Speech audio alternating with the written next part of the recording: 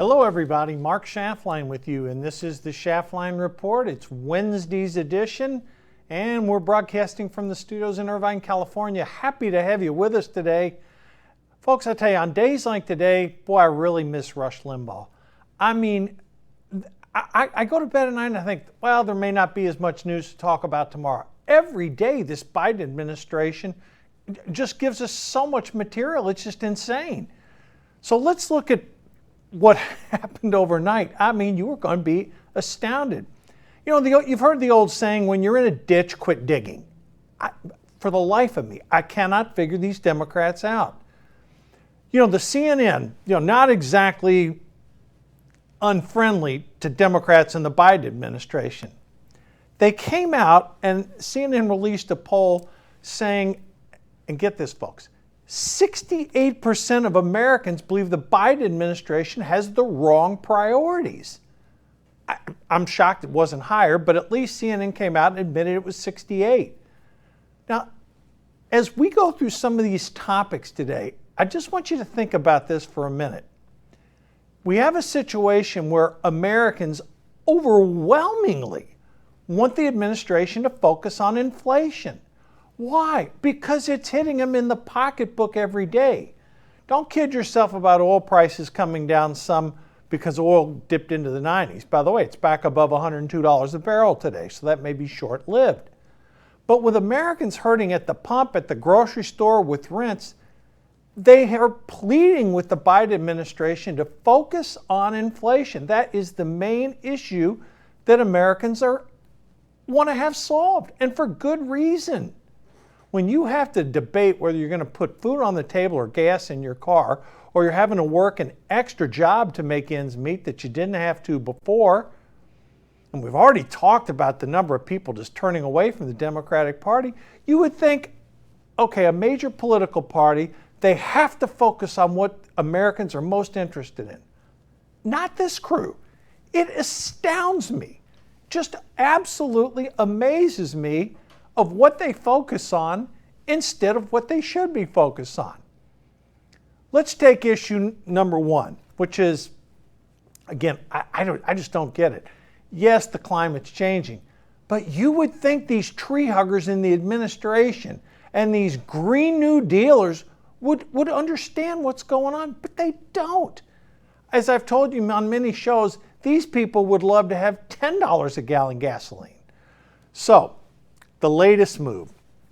There was a lot of talk among White House staffers that Biden's going to declare a climate emergency. Yet, I don't think that's going to happen. What that would do, folks, it would empower the administration to really abuse power and do things that they should not be doing. I'll give you an example. If Biden declared a climate emergency versus doing something like executive orders, which we'll talk about in a minute, he could do things like shut down leases in the Gulf of Mexico. Now you're saying, well, Mark, they already stopped doing those. But here's what's happening, folks. They literally could reduce the energy that's being produced in this country by about 10%. Can you imagine what that would do if you took 1 million barrels a day off the market? The futures market on oil prices would skyrocket immediately. You would have oil trade between $120 and $140 a barrel. And then you would be getting pretty close to the Green New Deal people goal of having no energy and having gas $10 a gallon. Let me give you a real life example what's really happening in Europe. As a result of the war and European sanctions and Europeans' desire to get off the addiction of Russian gas, in Germany, there's a gas shortage. And they're actually, believe it or not, folks, they're having to ration energy in a developed country like Germany. Guess what? If the Green New Dealers had their way, we'd be doing it too. Here's how the rationing is working in Germany as we speak. Hospitals are being prioritized, schools, food producers. I mean, think about that, folks. Germany, for years, they shut down nuclear power plants. They shuttered coal-fired plants. They tried to wean themselves off fossil fuels. They were like the Green New Deal leader in Europe before these radical Democrats, AOC and the whole bunch, Senator Markey of Massachusetts, before it came into vogue in this country. Now, predictably, they have a shortage. And get a load of this, folks. Here's another thing that could happen. I don't want to shock you, but this is real possibilities. In Germany, it gets pretty cold in the winter, as does most of Europe, particularly Northern Europe. Energy prices could triple this year when it gets really cold outside. Now, can you imagine that if you're the German people? Now, they have inflation over there too, folks, just like we have over here. Now you're having to make a choice. If you're living in Germany and say you're middle class or lower middle class, do I put gasoline in my car so I can work? Do I put food on the table? Or can I turn my thermostat up so I can get heat in the winter so I don't freeze to death? The EU right now is proposing a voluntary 15% natural gas cutoff.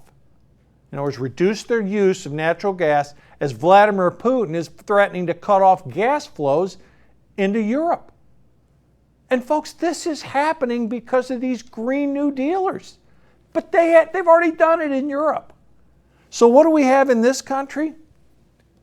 We have a situation where the liberal, radical left wing of the Democratic Party, I'm not talking about your moderate or even leftist Democrats.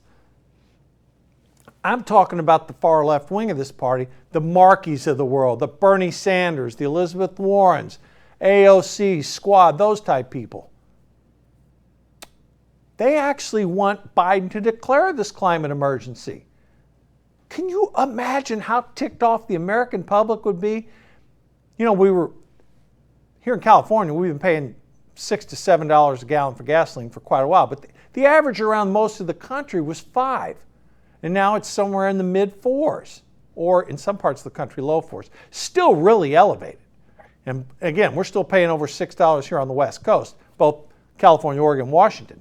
But can you imagine the fury of Americans if these Green New Dealers got to Biden and they actually declared a climate emergency and he shuttered drilling in the Gulf of Mexico and reduced our oil output in this country?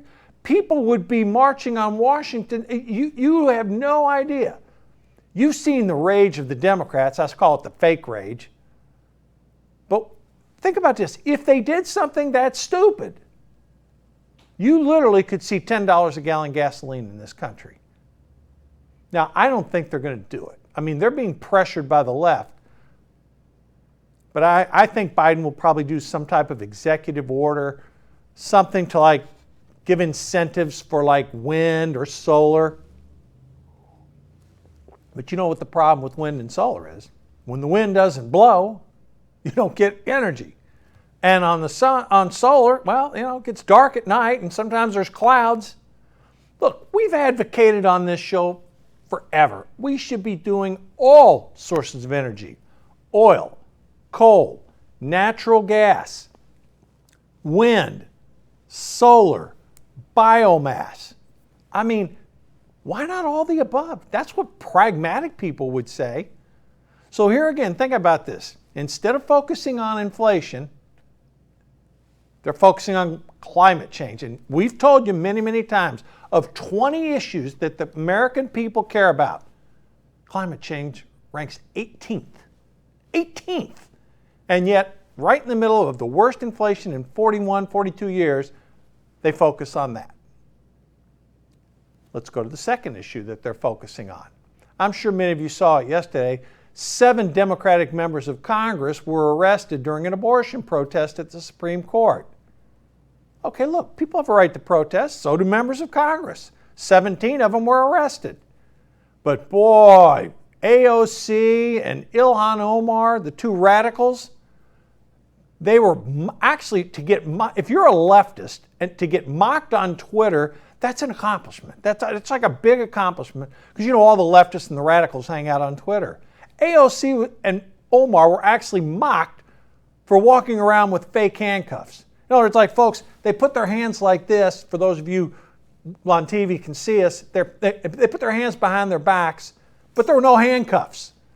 All you had basically was an officer grabbing them by the arm, leading them away because they violated the rules. And here's the interesting thing. They have the right to protest, no problem, no big deal. But here again, there's a right way and a wrong way. The radical leftists are taking it a step further.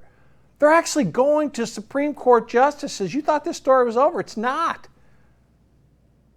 They're holding protests outside of Supreme Court justices' house. They're harassing their neighbors. They're harassing their kids. Folks, nobody's kids should be harassed for a political decision or a legal decision. That is ridiculous.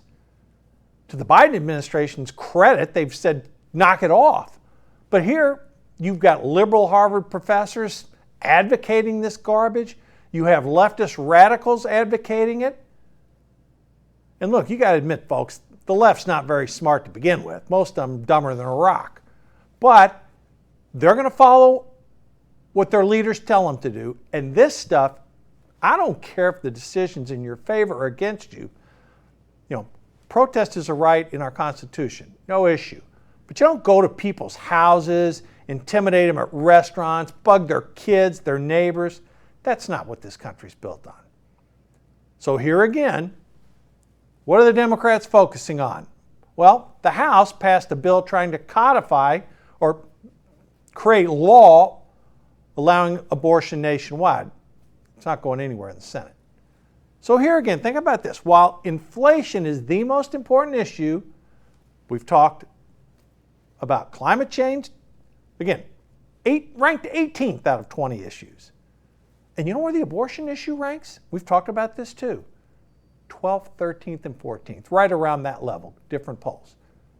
So there you have two issues that aren't even in the top 10 that the Democratic leadership focuses on. I've got more for you. It's not over. Okay, there's two. Here's the third one that they're talking about. The Democratic Party now is the party of the LGBTQ plus whatever. That's not to say they're all Democrats. There's a lot of LGBTQ plus that are Republicans. But get a load of this. And this is happening as we speak. The House of Representatives yesterday passed what's called the Marriage Equality Bill. All the Democrats and then 50 Republicans, they voted for this. What would this bill do? This is shocking. Here's what this bill would do. In 1996, when Bill Clinton was president, he was a democratically elected president. And he had a Democratic Senate and a House for a while, up until 1994 when Newt Gingrich and the boys came in. But having said that, the Defense of Marriage Act stated, this was done in 1996, it defined marriage as a union of a man and a woman. Now, most people think that's pretty reasonable. No, not the Democrats. And then, think about this, from 1996 to 2022. Again, gay marriage is legal in this country. It is, okay. It's not really a hot button issue. I mean, it is. That doesn't even crack the top 20 of issues people care about. And it's already legal for same-sex marriage in this country. But what are these liberal, radical Democrats trying to do? They're trying to repeal an act that defined it as a union of a man and a woman. Why is this necessary? We already have, gay marriage is legal in this country. Has been since the Supreme Court ruled on it. But again, this bill likely goes nowhere in the Senate. Even Schumer said so. When pressed on it, Schumer sort of deflected it, saying, well, we've got other things that are top priority. But this just goes to show you how radical these Democrats are in the House. The American people do not want them focusing on something that's already law. And what really galls them, here's what really galls them. The fact that you could say marriage is between a man and a woman, that is like kryptonite to the radical left. They hate it. They absolutely loathe people who believe marriage is between a man and a woman. And straight people, for the most part, they don't really care if it's not bothering them if two gay people, two men or two women are married. I mean, folks, that's why this issue does not crack the top 20. And yet here we have it, radicals in the House. And again, I can't say all radicals. I mean, 50 Republicans voted along with them. So here again, let's recap. Instead of fighting inflation, climate change, issue number 18 out of 20. Well, we're going to stir everybody up on abortion. 12, 13, 14 importance. We're going to pass a marriage equality bill. People can already get married. And there's more. I've got more for you too. It's just insane when you think about it. You know, these are our representatives. It's no wonder that all the polls indicate that the Democrats will lose their majority in Congress. It's astounding. Now, there's more.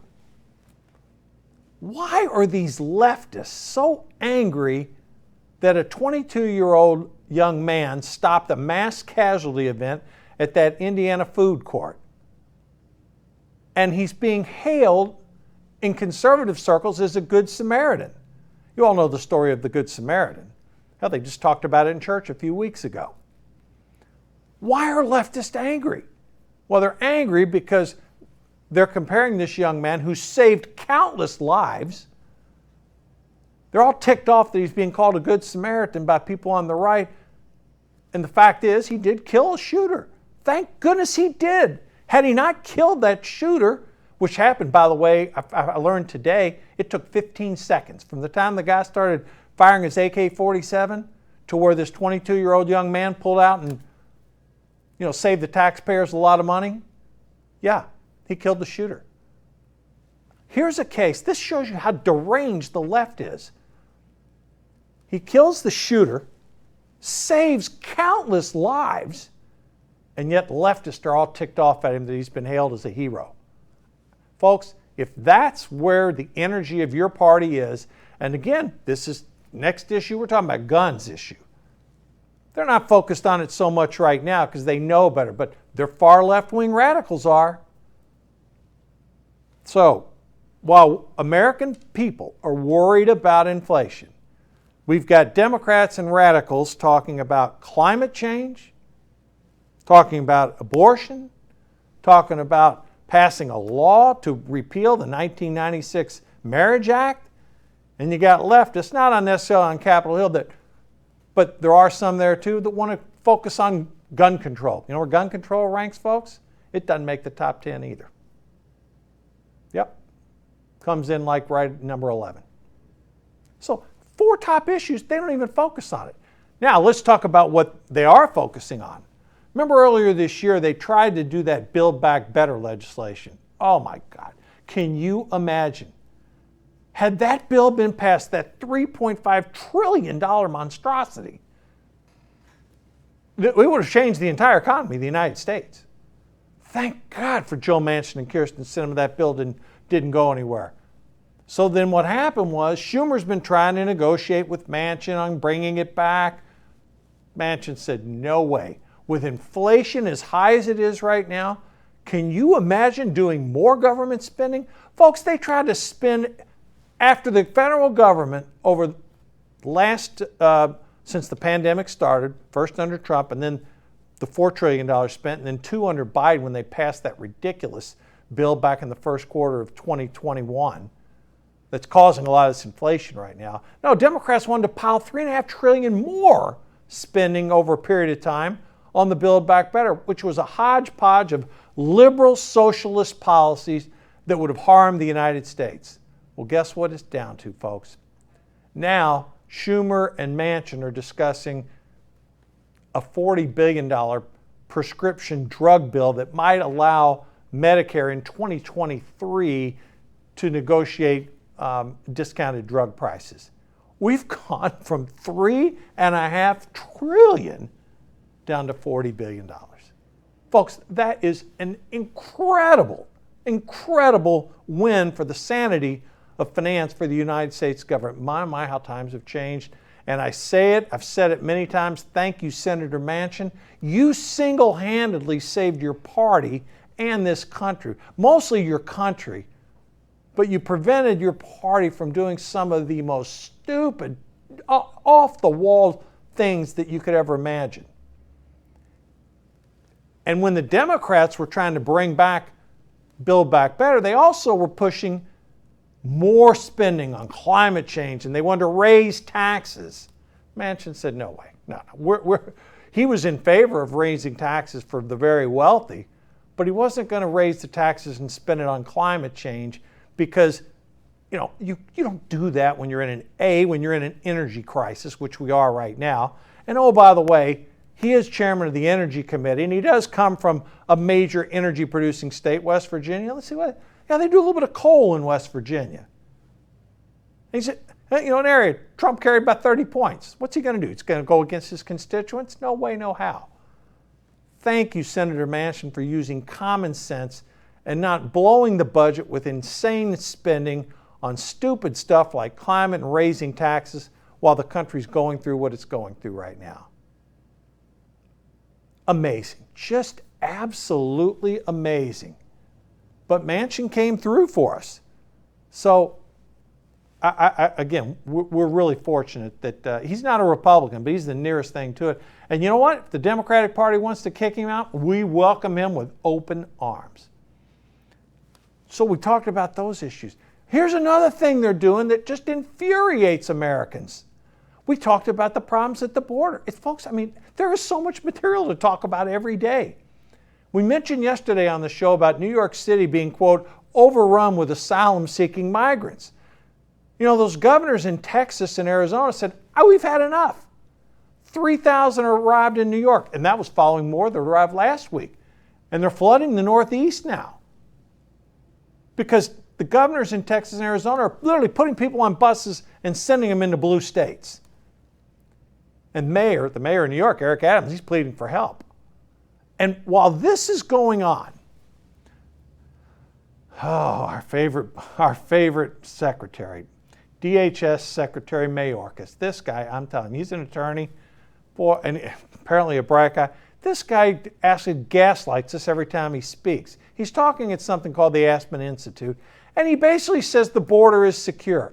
Folks, does anybody believe the border is secure? No, it does not.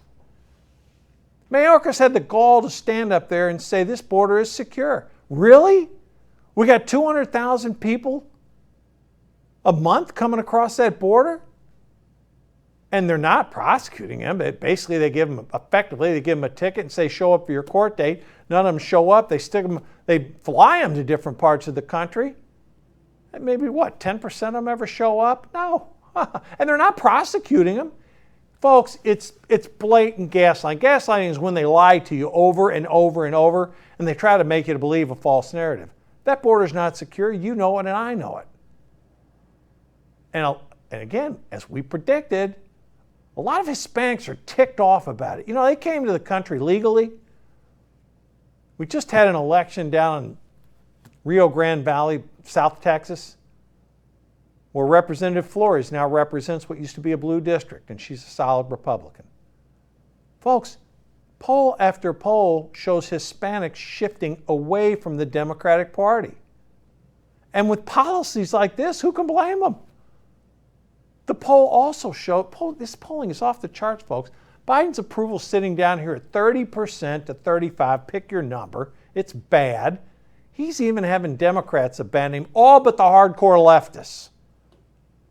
I think what may happen, it's not going to shock me. After the election, when the Republicans take the House, Biden will probably announce he's going to step aside at the end of his term. It's not going to surprise me if the Democratic Party splits. You've got radical leftists that basically control this party. And unfortunately, folks, the staffers in the White House that tell Biden what to do, they're not moderate Democrats or even liberal Democrats. They're radical Democrats. So here again, this border thing, Mayorkas is sitting here telling us the border is secure, and we know better. We know it's not. You don't have 200,000 people a month crossing and have a secure border. Which brings us to politics. Oh, yes. We can't go through a show without talking about politics, folks. They were asking Mitch McConnell yesterday. They said, Mitch, what about the situation with Trump? They're always pushing McConnell to talk about Trump. McConnell is such a pro. He's done this for so long. He knows how to handle the room. He knows how to handle the reporters. Unlike Biden, who can't take questions. The staff won't let him. He doesn't have the cognitive ability to stand on his feet and answer questions for the most part. McConnell predicted there were going to be a crowded field of Republicans running for president. And you know what? He's right. We've talked about this numerous times. How many times have we said, well, Trump will probably run? But we've mentioned 6, 7, 8 candidates that may run. There could be more. We've talked about Ron DeSantis. We've talked about Tom Cotton, Mike Pompeo, Vice President Pence, maybe Nikki Haley, maybe Senator Tim Scott, maybe Senator Josh Hawley, maybe Larry Hogan, the governor of Maryland, whose term ends. So there's a lot of people on our side that will run whether Trump runs or not. And I think that's a great thing, to be honest with you. It'll sort out the ideas, the personalities the American public get a chance to see at the Republican side. And I think on the Democratic side, there's going to be a lot of Democrats running too. I do not believe Biden will run for a second term. We've said it many times. Now, who will the nominees be? Could it be the far left put up again the old, retreads, Bernie Sanders, Elizabeth Warren, AOC, does she decide to run, or some other leftist? Who knows? Buttigieg, they throw him out to the media all the time. He's clueless. I'm telling you, there's no chance. Buttigieg, was he? I don't know, maybe. There's certain governors that are Democrats. Pritzker, the governor of Colorado, they think they've got the chops to be president. Who knows? But I think, I think there's probably going to be 7 to 10 viable candidates on both the Democrat and the Republican side that'll run. And of course, don't count Hillary out. Don't ever count her out. Now, we talk about money in politics. Boy, I'm telling you something. Greg Abbott down in Texas, he's running against Robert Francis Beto O'Rourke. Now, Abbott leads right now. He's up by about 7 or 8 points. The race will tighten. George Soros just donated $1 million to O'Rourke's campaign.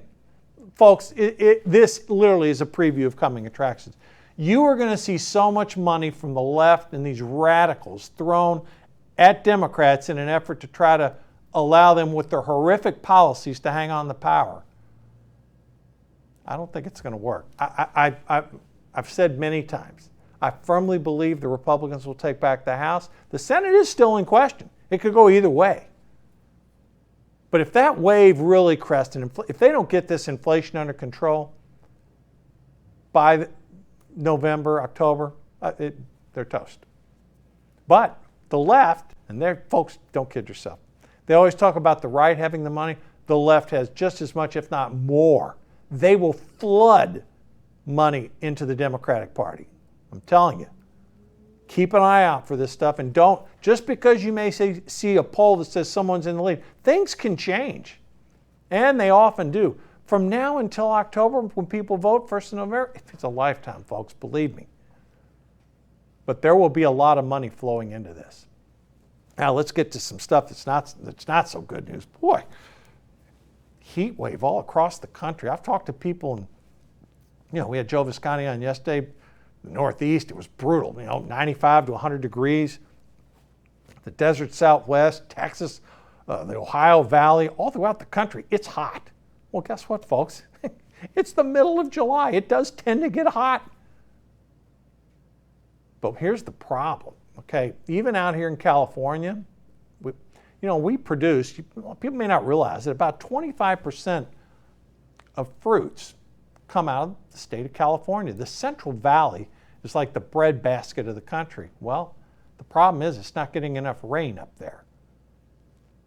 And water's being, the water used by the farmers up there, they're having to, affected what we talked about at the beginning of the show, how Germany's, rationing it. That may come to the Central Valley. It already is in some cases. That's not good, folks. Because if those supplies get disrupted, that can threaten the food supply in this country. Now, the United States is fortunate that, we produce grains in the Midwest. We've got an abundant area. But in California, a lot of the good areas are starting to really become unusable because it dries up so much you can't plant anything there. That's a problem. But boy, I tell you, we sympathize with the heat wave across the country. But again, it's middle of July. You know, folks, July and August is pretty hot in most of the country. This is nothing new. But back on politics now. Let me talk about that just a second.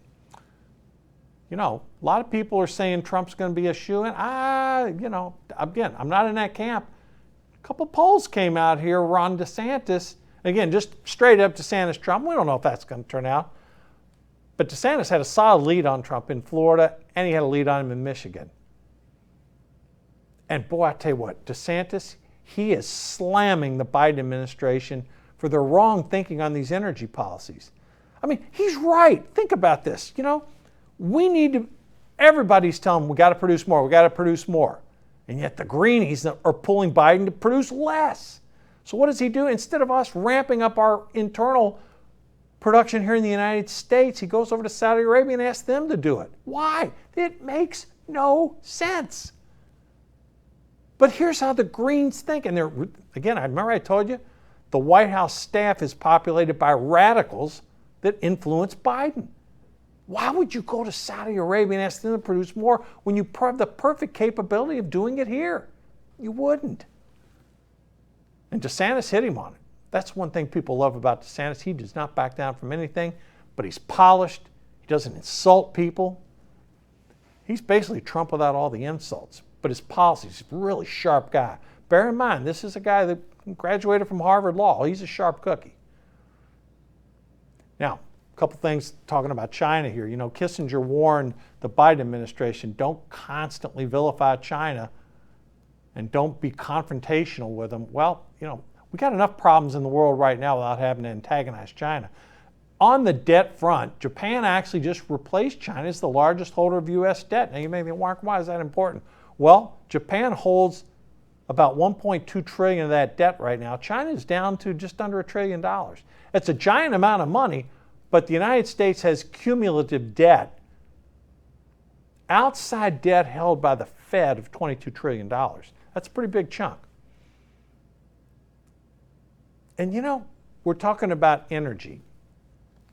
You know, for the life of me, I just can't figure out this Biden administration. Earlier in the year, they were praising General Motors, you know, for their electric vehicle efforts. And I didn't say anything about Tesla, but they did praise GM. And then news came out that GM has decided to do some of their manufacturing of their cars in Mexico. That was like a head scratcher to me. I'm like, the Biden administration is pushing this EV, and that's a good thing, maybe.